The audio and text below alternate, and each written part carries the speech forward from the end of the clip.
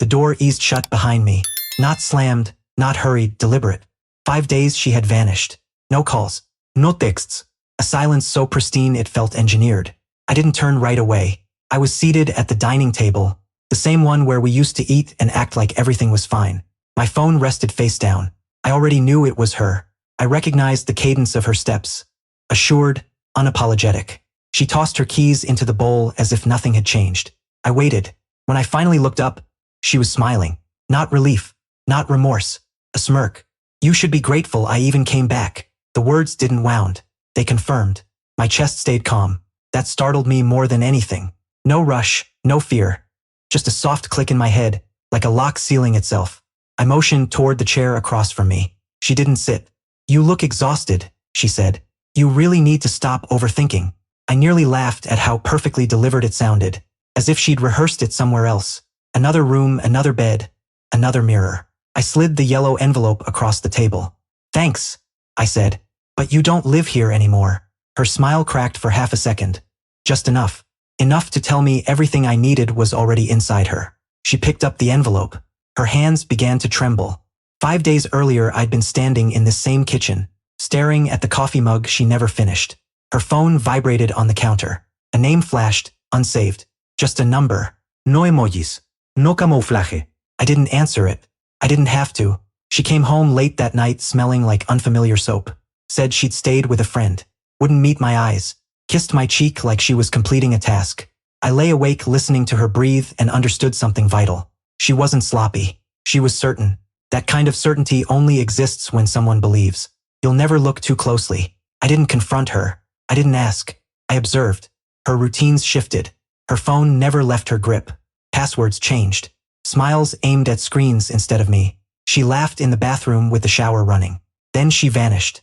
5 days of nothing. No explanation. No remorse. Just absence. That's when I started pulling threads. Phone logs don't lie. Neither do hotel receipts. When you know the right questions. I learned how simple information becomes to access. Once emotion stops distorting judgment. Each discovery felt precise, clinical, controlled. I found the apartment. Not ours. Another one. Her second life wasn't even hidden.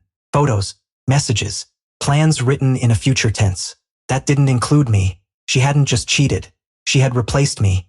The realization didn't break me. It sharpened me. I moved through my days as if nothing were wrong. Went to work. Paid bills. Cooked dinner for one. I even left the porch light on, in case she decided to remember where she lived. While she was gone, I made arrangements. Legal ones. Final ones. Back at the table, she finally opened the envelope. The color drained from her face slowly, like blood retreating from a wound. Divorce papers. Bank statements. Printed screenshots. Her name. His name. Dates. Times. Addresses. Her mouth opened. No sound followed. I watched her read. I watched the lies collapse in real time. You went through my things, she whispered. I shook my head. You gave them away. She tried to cry. It sounded wrong. A copy of something genuine. I was going to tell you, she said. I leaned back, steady. You had 5 days. Her knees hit the chair. She sat without intending to. I didn't think you'd actually do this, she said. I thought you'd fight. That nearly made me smile. I did, I said. You just didn't notice. I explained almost nothing. I didn't need to. The paperwork spoke clearly. The silence between us weighed more than any argument we'd ever had. She reached for my hand. Pulled away. I already changed the locks. Your things are packed. You can collect them tomorrow. I won't be here. She looked at me like I was someone she'd never met. That was intentional. I stood, grabbed my coat, and walked to the door. Behind me, she finally unraveled, crying, pleading, promising everything. She should have offered it sooner. Betrayal had become routine. I didn't turn back. Control doesn't shout. Revenge doesn't need to. Sometimes it just shuts the door and never looks behind it. Outside, the air felt cleaner, sharper, truthful.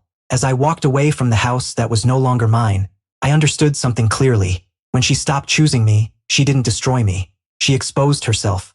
And that was enough.